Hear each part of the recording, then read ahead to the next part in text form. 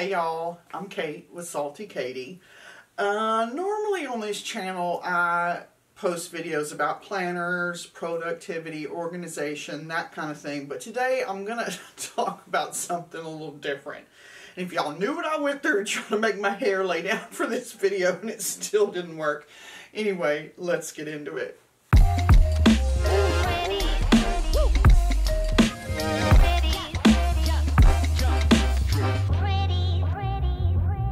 So, what I want to talk to you about today is horrible customer service, proprietary information, and some donations I recently made to some important organizations. So, occasionally customers get angry with shop owners and they take to social media to vent that anger. That happened to me this week.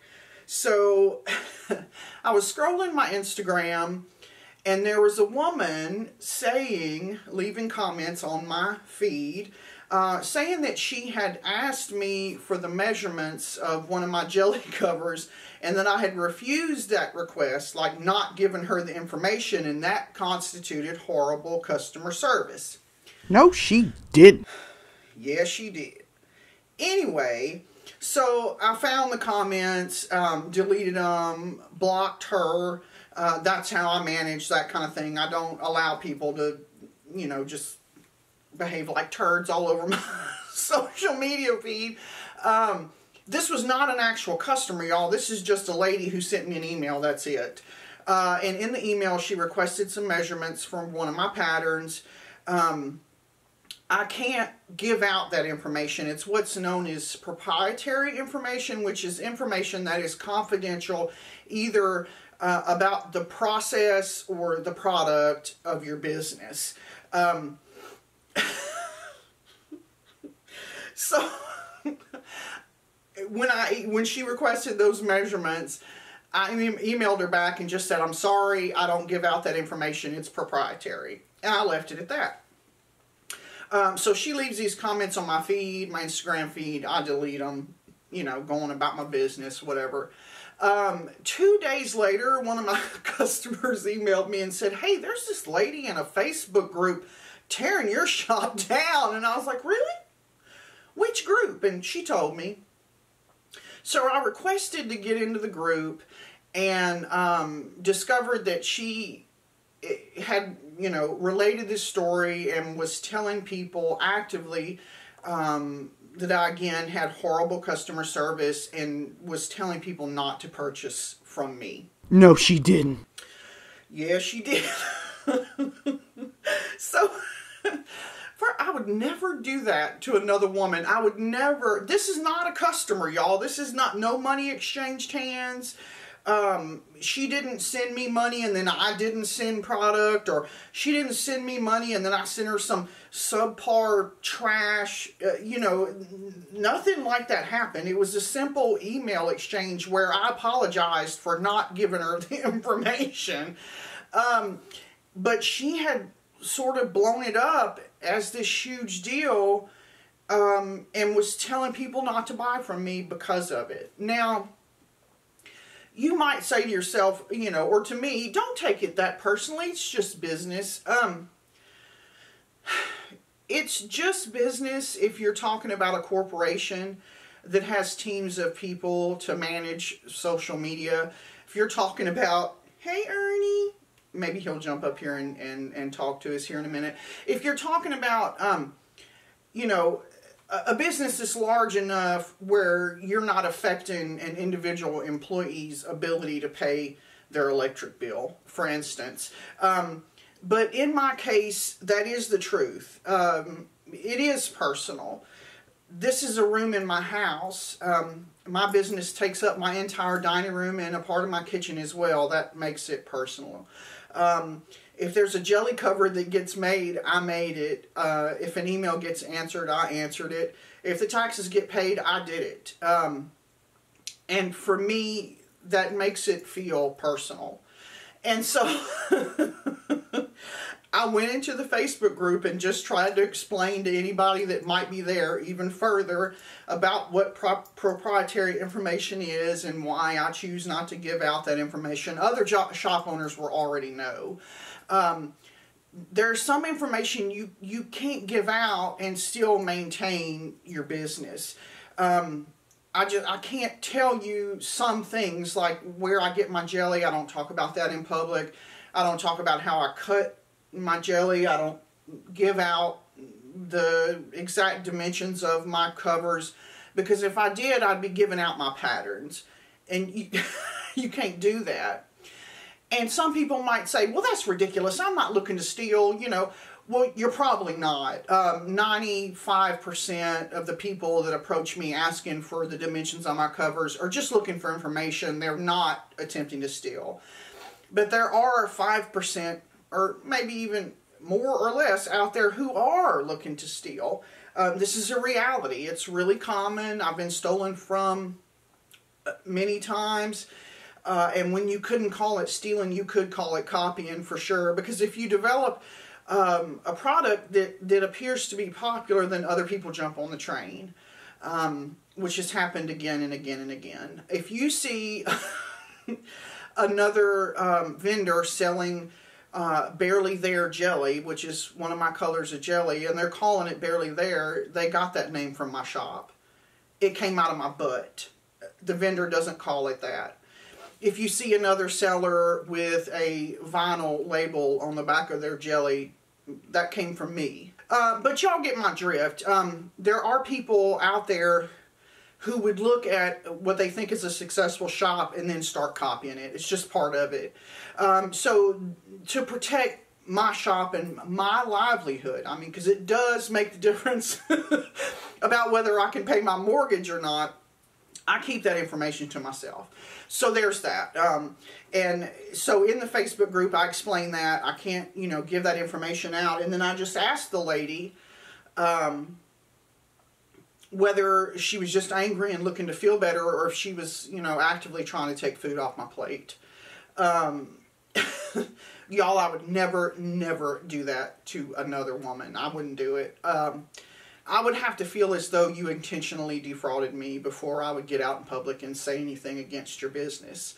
I would not go to your supervisor and say, this lady's doing a bad job. I just wouldn't do it. I'm just not that kind.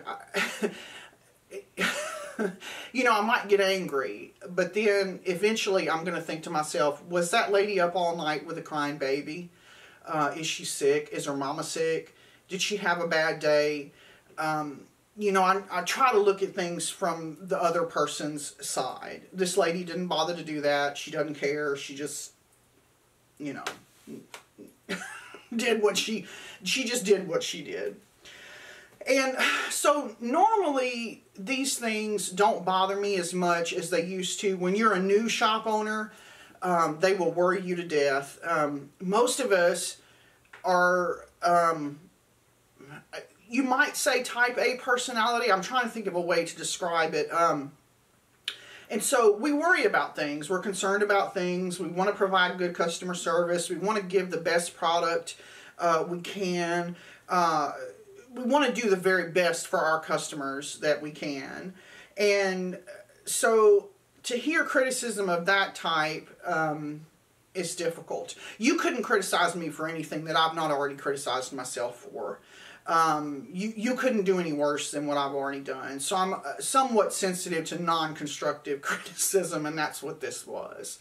It was just a flat-out, like, attack. And it bothered me, and it was taking me a while to get over it. Like 3 or 4 days later, I was still worried about it, and I thought, okay, you know, what can I learn from this? And there was some good, constructive, what I would call constructive criticism on that Facebook post. There was another lady that I believe is a shop owner who said something along the lines of, I've never really heard anything about Kate's shop, you know, being bad, but she could have some more friendly, like, canned responses to common questions. And I thought, you know, she's right. I thought apologizing and explaining was enough, but it's not. It needs to be even more friendly, for lack of a better term. So I got in touch with another shop friend of mine who I know is so good about like customer service.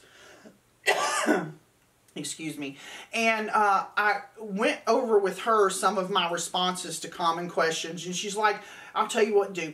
Add this, take this out, da da da da da. And so we kind of worked back and forth to make my email responses even friendlier, better. You know, because there's always room to improve. Unless you've got the very best customer service out there, then you can do better. So I thought, you know, that'll help. I'll learn from it. I'll grow from it. You know, good. But it was still bothering me. And so I got up this morning and I was thinking about it again. And I thought, you know, so I've learned from it. I've tried to improve from it. What else can I do? And I was thinking to myself, this is not a huge issue. There are huge issues alive in the world right now. I mean, y'all know it. Y'all know what 2020 has looked like. And I thought, what can I do to help somebody else with real issues? Not, you know, Facebook bullshit.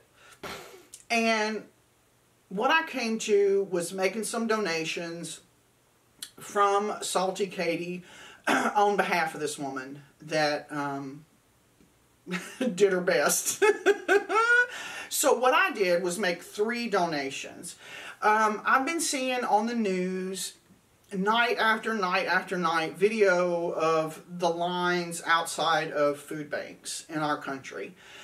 We already had a number of food insecure families before 2020. And now the need is doubling and tripling and even more in some parts of the country. When you see food bank lines like that night after night after night on the news, it's just sad. So my first donation was to Feeding America. From what I understand, they've been in business about 40 years, and they are sort of the head of a network of food banks that provide food to a whole crap ton of people. So I made a $25 donation to that charity. And then I got to thinking, you know, if people are having a hard time feeding themselves, I wonder if they're also having a hard time feeding their pets. You're probably going to feed your children before you feed your cat. That's just the truth of it. I mean, if it comes down to it, that's what it is. And so I made another $25 donation to the ASPCA. We all know what they do. They help to provide food and shelter and rescue for our little fur babies in America. So I made the second donation there. And the third donation, I believe in women-owned businesses, obviously.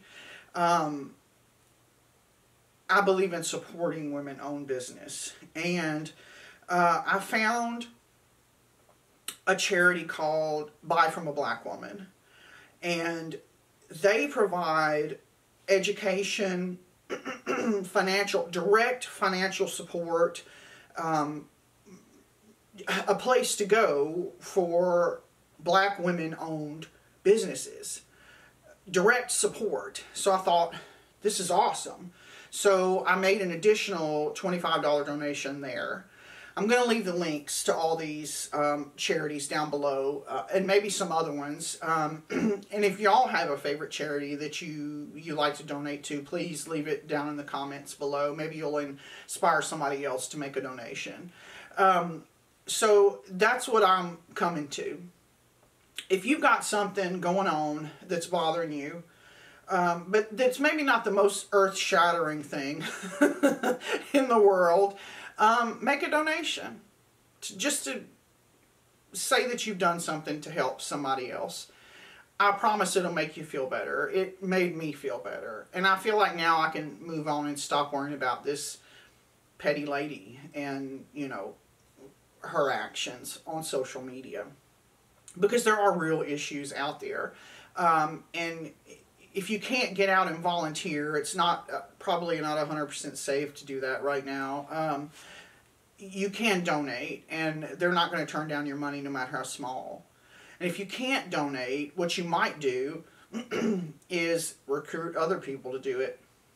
You know, if you know folks that are in a position to donate, maybe you present a charity to them, something that's important to you. So anyway, like I said, I'm going to leave the links of those charities down below. And I wish you'd go and make a donation. Just to spite the mean-ass people in the world. Isn't that terrible? I can't believe Ernie didn't come see us.